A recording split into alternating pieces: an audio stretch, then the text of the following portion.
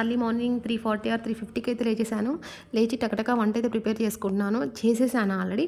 చేసి చిత్రాన్నం అయితే కలుపుతున్నాను ఇక్కడ. ఇవైతే బాక్స్‌లో అయితే ప్యాక్ చేసేసుకోవాలి.